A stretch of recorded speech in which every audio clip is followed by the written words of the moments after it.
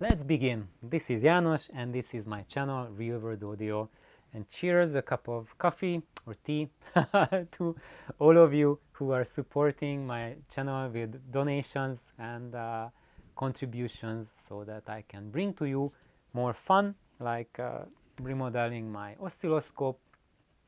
I haven't yet shared about it, how that went, and other things. So this is now the big sharing, the big moment, and the time for me to share with you how I built my very first loudspeaker and what made it a success. And if you want to build a successful loudspeaker, that's the path that I can almost promise that if you walk that path, you will build yourself an excellent pair of loudspeakers.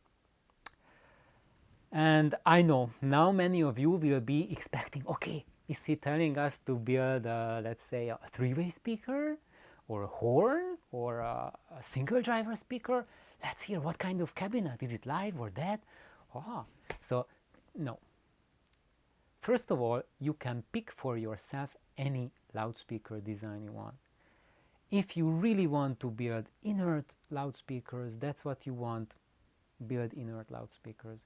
If you are really curious about building a live loudspeaker cabinet, in other words, a cabinet which is not dampened or not overly dampened versus a cabinet that's overly dampened. So basically that's the true difference between live and dead cabinets, among other things.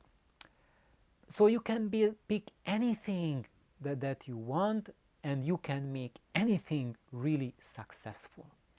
For me, myself, you all know what my preference is. You all know my preference is about amplification, sound sources, but I'm really open to enjoy all sorts of loudspeakers, technologies, all sorts of playback technologies, everything. So in that way, I'm not closed in, and I don't think there's only one way to go. You can walk any path you want, but I very much know that which is the path that I am walking, and I have this much zero interest in picking any other path. Why? Because it doesn't make me happy. And if your heart is not set on something, it will not work. And it doesn't matter if there are successful speaker projects or everything in topologies that you don't want to work with, it won't work. You have to love what you are doing, otherwise it's completely pointless to do. Just because you read that this must be really good, some person is really excited about it, that's why it works for him. If you are not excited about it, you are just excited because the other person is excited, that's not a good driving force for you, because when you will experience it, your experience might be very different from how another person experiences it. So number one thing is make sure that you do embark on a project where your heart is fully committed to. So what did I do when I started looking for a first loudspeaker project? At that time I was at the first year of doing my PhD. I was living on bottom ramen. I called top ramen bottom ramen. That was the only thing I could afford, and basically I had very little money, and the only project I could afford for loudspeaker was just the bare minimums. So that was one consideration for me, super low money. So that's why I was looking at loudspeaker projects and ideas on forums on the internet. What is people's impression that how can you build a very high quality loudspeaker just on a very modest budget? That was one consideration. Number two, I knew that I'm a greenhorn. I'm completely green. Know nothing about loudspeaker design. I have zero skills for woodworking. I didn't have a router, no tools, nothing. Zilch, nada, nothing. And so these two things were given. So what was it that I had? I had the desire to find something else, and I had the internet. And that's why I was looking first. I was looking at Audio Asylum, and they have several speaker threads. And I just read everything I could about loudspeakers that I found on Audio Asylum. Hundreds and hundreds of hours, really, thousands of hours. And that was specifically looking for loudspeaker projects. And what caught my attention was the single driver loudspeakers. And there, that was really promising to me because that decreased the level of complexity by an order of magnitude. No crossover design. Just use the driver in a cabinet and then you can play around with that. So, and instead of building a crossover and tweaking a crossover, plus choosing multiple drivers, how it works together, how it matches your amplifier, that's a very complex situation. And to master one, you need to master many, many things. So, and how do you know that when you build a loudspeaker where the problem is? Especially like me, with zero experience. How do I know what went wrong in a complex loudspeaker? Was it the cabinet? Was it the crossover? Or was it the driver complement? No idea. How can I evolve and develop if I cannot even identify where the problem is coming from? So that's why I chose single driver speaker as a first loudspeaker project, because then with that it will be much more straightforward to tell what the contribution of the driver is and what the contribution of the cabinet is. And that was my thinking back then, that first I learn what a driver sounds, what a simple cabinet sounds, and when I get good enough with that, then I can make it more complicated. So I can add the tweeter, I can maybe add the subwoofer, I can add the crossover, and then so step by step learn it and master it, and not just try out something, a project, complex project, it doesn't work, I toss it out the window, I get a completely different one, one step forward, two step back, a third one, and you never get there. You don't learn the fundamentals, you just are blown like a leaf in the wind. So what I did is that first I figured out what is most suitable for my skill level, and that was the most simple project that I can find, which is single driver loudspeaker. And then after that I was researching into single driver loudspeakers, and I found like the Fostex horn cabinets and Audax drivers that was really popular 20 years ago. Lots of people built with that, and Radio Shack driver that was really fascinating too. And that's when I started to meet my audio buddies as well. So I got to experience their projects and their systems, and experience the feedback what some of those single drivers can do, and give me orientation whether that's a path I want to grow towards or something else. And I was not just looking at loudspeaker ideas, but I was also looking at the reports of those people who have realized those projects, who have built them. And I read what sort of amplification they were using with it, what kind of music they listened to, what was their room that they were using it in, and also what other loudspeakers they compared it to, and what were their impressions, pro and con versus them. And I read like thousands and thousands of reports of single driver speakers and just refined my expectations.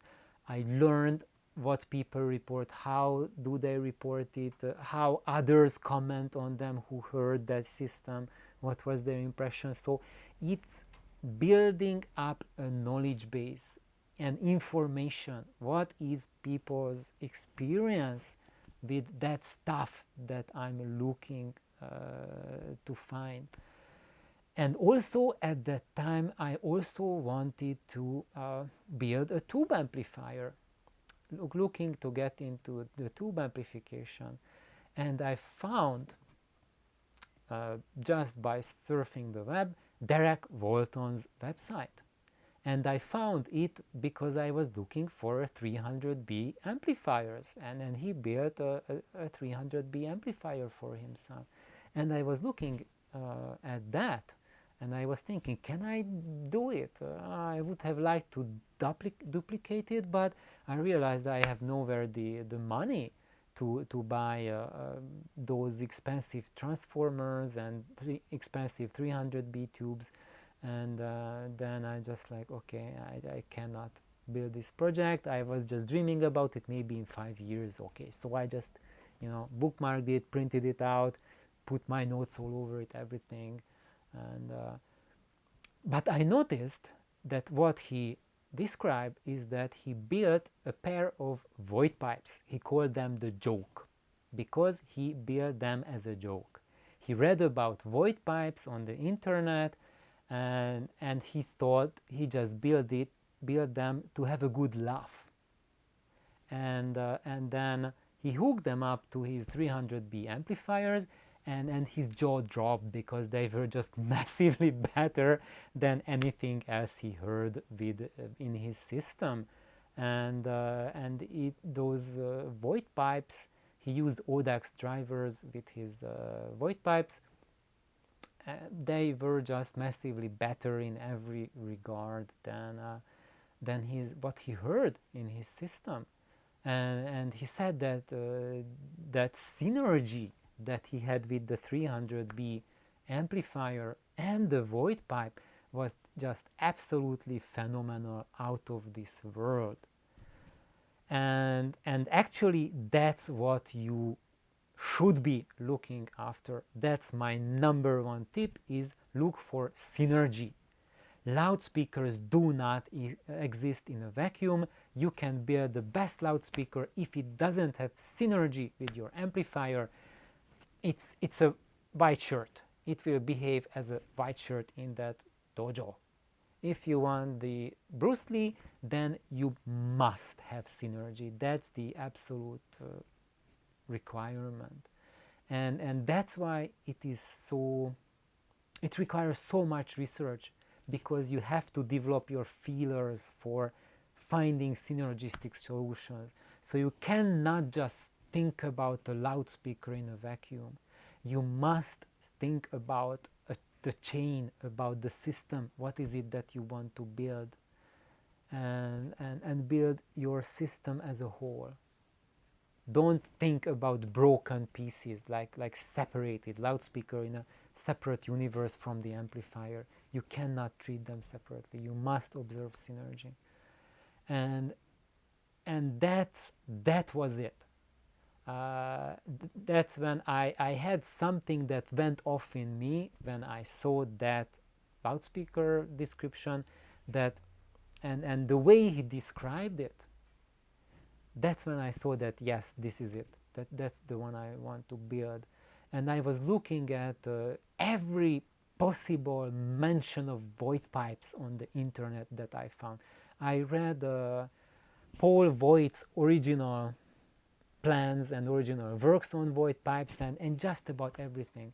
And I must say that sadly today, that when you look for void pipes, you find only a fraction of the information that was up on the internet 20 years ago. Most of those websites which had those just amazing lore on void pipes are gone.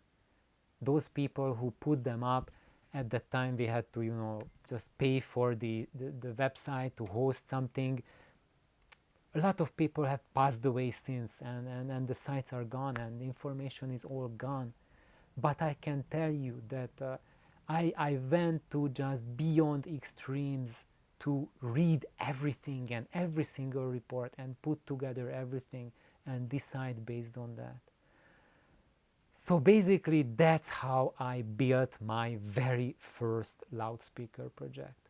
And so it was not by sheer luck or genius that I found a true treasure, but it was through really brutal hard work, like thousands of hours of research.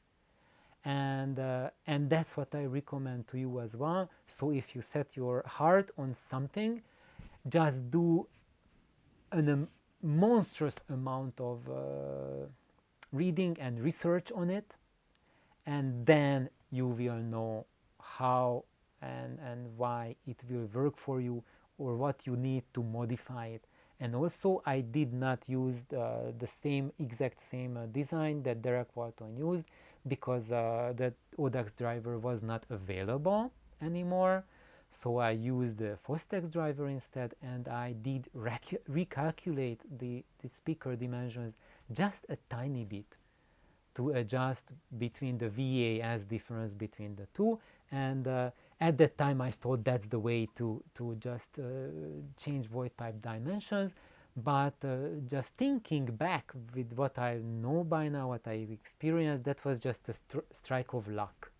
And actually that void pipe dimension that I'm using is quite applicable to a wide set of drivers, and it's not really limited by the VAS of the driver. And so basically that's it. And that cabinet, that void pipe today is still something truly phenomenal. And if I had only that, then I would be just as glad as possible. And also, since then, my Fostex driver is unusable. A few years ago, its surround crumbled apart. It couldn't deal with the humidity in the air here in Hawaii. So I got the Cube Audio drivers instead and tried them out in the very same cabinet, and that just elevated the experience to 1 or 2 levels even higher. And I just didn't think it possible that void pipe can do even more than what it did. And so this is how I started. And yes, that void pipe that I've been sharing during the last year and the adventures with the Cube Audio FC8 driver, that is my very first loudspeaker cabinet. And it's 20 plus years old, and I still have it.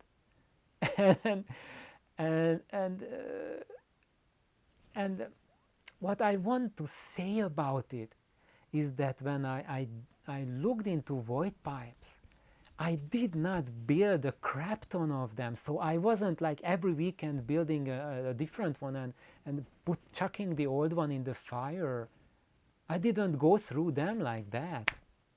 What I did is just I did like a ton of research. I listened to others and then I built it for myself. And after that, during the years, I have helped my friends build their pipes and modified the cabinet to suit those drivers. But out of those, every single one of them that I helped my friends, there was only one that played at the same level as my void pipe. And actually it played even better. And that's because it was the exact same thing, using the same driver, but it was built with spruce. And that was just an absolutely astonishing loudspeaker. But it was the same, and using the exactly actually a little bit higher up version of the Fostex driver that I was using, but that's kind of like one step up. But all the others, when you use like a completely different type of driver, very much resized cabinet, they were just a shadow of that. So I think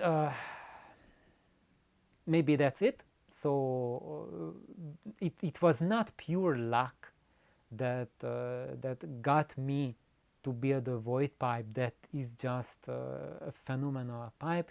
It was tremendous amount of research, and if you want to build yours, you are more than welcome to use mine as the basis for yours, and you are also welcome to try out something different. But this is what my experience has told me, that if you want to resize it to a completely different size, different driver positioning, different port positioning, that kind of thing, or a very different brand driver, very different philosophy of building it, maybe like dampening it or something, then your experience will be quite different.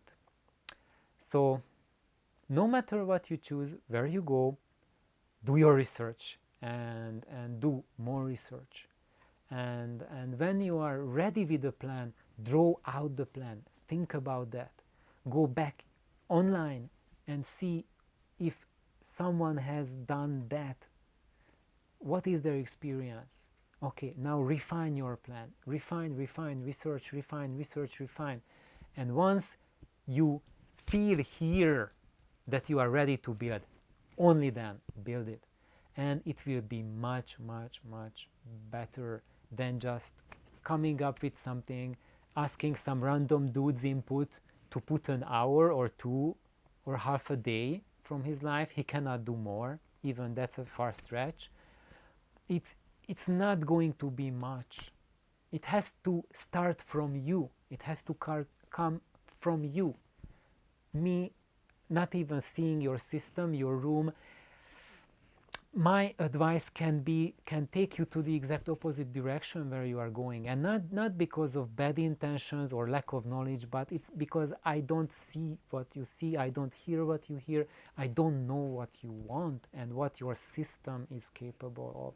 It's only you who has all of this information. So I hope this was really helpful for all of you. Have an amazing day, and I wish all the best luck for your loudspeaker. Bye bye.